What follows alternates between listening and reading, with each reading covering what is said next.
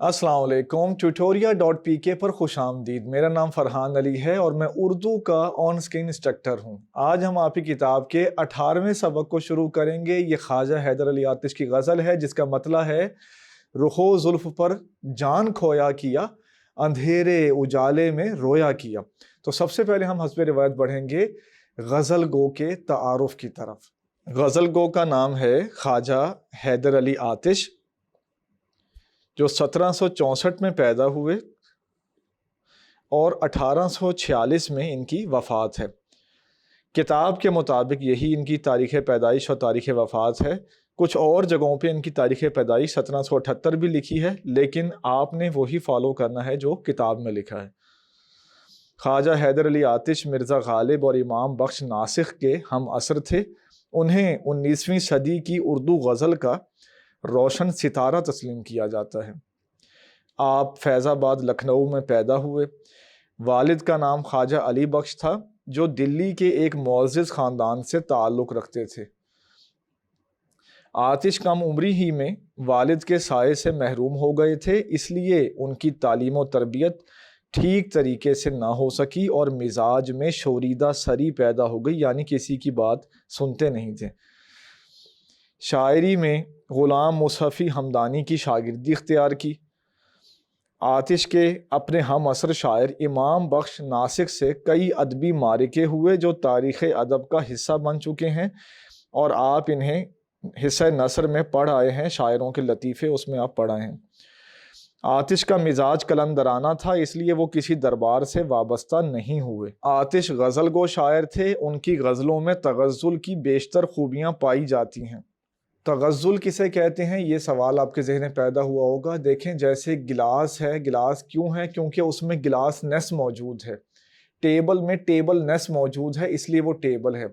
यानी किसी चीज़ की जो सोल होती है, किसी चीज़ का जो खासियत होती है, तो वो उससे पहचानी जाती है। गज़ल की जो खासियत होती है, गज़लपन जिसे आप कह लें सादा लफ्ज़ों में, उसको कहते हैं तगज़्ज़ुल। यानी गज़ल अपने जिन खूबियों की वजह से मशहूर है, अगर वो खूबियाँ किसी शायर के कलाम में पाई जाएं, किसी शायर की गज़ल में पाई जाएं, तो हम कहते हैं कि इसकी गज़ल में तगज़्ज़ुल मौजूद है। तगज़्ज़ुल का मतलब होगा गज़लपन, यानी वो सिफ़ात, वो खुसूसियात जो गज़ल के साथ ख़ास हैं, जिनसे गज़ल पहचानी जाती है। इसके बाद आप लिखेंगे कि वो भी अपने ज़माने के दीगर शुअरा की तरह शायरी को अल्फाज की नगीनाकारी समझते थे, इसलिए उनके आर्ट में क्राफ्ट का पहलू नुमायां है। आतिश बुनियादी तौर पर इश्क व आशिकी के शायर हैं, लेकिन उनका कलाम लखनऊ के दूसरे शायरों के बरक्स रकाकत और इब्तिज़ाल से पाक है। यानी अखलाकी गिरावट और पस्ती और जो है नीच किस्म के मज़ामीन उनके यहाँ नहीं मिलते। आतिश के यहाँ लखनवियत ज़रूर है, मगर खुशबू दिल्ली की है। ज़बान की सफाई और मुहावरात का बरमहल इस्तेमाल आतिश के कलाम की खुसूसियात हैं। आतिश का शुमार उर्दू के बड़े शुअरा में होता है, इसलिए उनके बहुत सारे अशार और बहुत सारे मिसरे ज़रबुल मसल की हैसियत इख्तियार कर चुके हैं। ज़रबुल मसल उन अशार को कहा जाता है, या वो मिसरे ज़रबुल मसल बनते हैं, वो अशार ज़रबुल मसल बनते हैं जो लोगों की ज़बानों पर रवां हो जाएं और जो किसी ख़ास मौके पर अदा किए जाएं, उनके जो है मुरादी मानी लिए जाएं।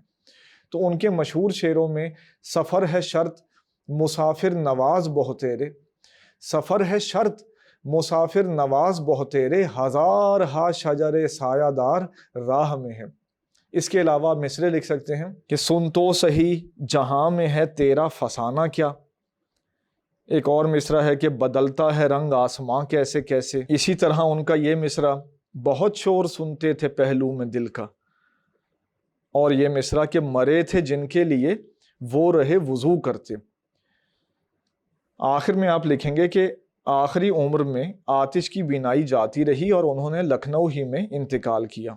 आइए अब ख्वाजा हैदर अली आतिश की गज़ल की तरफ बढ़ते हैं और देखते हैं गज़ल का तारुफ, और गज़ल की कुछ ख़ास बातें हम आपसे शेयर करेंगे। तो गज़ल के तारुफ की तरफ बढ़ते हैं। सबसे पहले आप ये लिखेंगे कि ये गज़ल ख्वाजा हैदर अली आतिश के उसलूब की नुमाइंदा गज़ल है। हैयत के लिहाज से ये एक मुकम्मल गज़ल है। इसमें मतला, मक्ता, काफ़िया और रदीफ़, ये चारों चीज़ें जो गज़ल की हैयत के चार अनासिर होते हैं, ये चारों इसमें मौजूद हैं। इसके बाद आप ये लिख सकते हैं کہ اس غزل کے قافیے کھویا، رویا اور پرویا وغیرہ ہیں۔ یہ آخری شعر تک آپ جائزہ لے سکتے ہیں، جبکہ اس غزل کی ردیف کیا ہے۔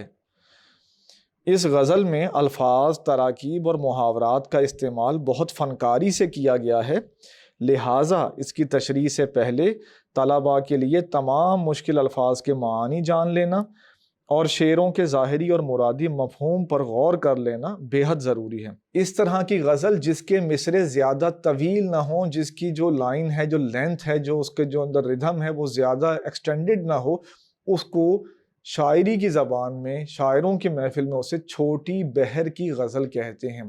آپ صرف یہ لفظ سن لیں اور ان کو لکھ لیں۔ یہ لفظ کیا ہیں، آہستہ آہستہ جب آپ اگلی کلاسوں میں جائیں گے تو ان کے مفہوم سے آپ آگاہ ہوں گے۔ اس سے پہلے جو غزل موجود ہے میر تقی میر کی، اور اس کے بعد جو غزل موجود ہے مرزا غالب کی، وہ بھی چھوٹی بہر کی غزلیں ہیں۔ چھوٹی بہر کی غزل سادہ معنی اس کے یہ ہیں کہ جس کی بہر زیادہ طویل نہ ہو، جس کا ردھم جو ہے وہ ایکسٹینڈڈ نہ ہو، زیادہ طوالت نہ ہو اس میں۔ آخر میں باری آتی ہے اس غزل کے آہنگ کی۔ جیسے ہم نے نظمیں والا حصہ پڑھا تو جتنی بھی نظمیں تھیں، 4 نظمیں تھیں، ان کے ردھم سے، ان کے فلو سے ہم نے آپ کو آگاہ کیا۔ تو اسی طرح میر تقی میر کی غزل ہم نے پڑھی تو اس کے بھی فلو سے، اس کے بھی آہنگ سے ہم نے آپ کو آگاہ کیا۔ تو یہ جو آتش نے غزل کہی ہے، یہ بھی طے شدہ بات ہے کہ جو بھی غزل کہی جاتی ہے، جو بھی نظم کہی جاتی ہے، وہ ایک خاص آہنگ میں کہی جاتی ہے، ایک خاص فلو میں، ایک خاص میوزک اس میں موجود ہوتا ہے۔ تو اس کا آہنگ کیا ہے، یہ ہم جب غزل کی آپ کو تشریح کرائیں گے تو ہر شعر کی تشریح سے پہلے اسے اس کے آہنگ میں پڑھیں گے تو آپ وہ آہنگ جو ہے وہ سمجھ جائیں گے اور اپنے پاس دہراتے رہیں گے۔ ہم نے اس ویڈیو میں آپ کے سامنے خواجہ حیدر علی آتش کی زندگی اور ان کی جو شاعری ہے اس کے چیدہ چیدہ پہلو پیش کیے اور ان کی غزل کے بارے میں کچھ اہم باتیں آپ کو بتائیں۔ اس سے اگلی ویڈیو میں ہم اس غزل کے مشکل الفاظ کے معنی سے آپ کو آگاہ کریں گے، اور مشکل الفاظ کے معنی جان لینا بہت ضروری ہے غزل کی درست تشریح کرنے کے لیے۔ آئیے بڑھتے ہیں دوسری ویڈیو کی طرف۔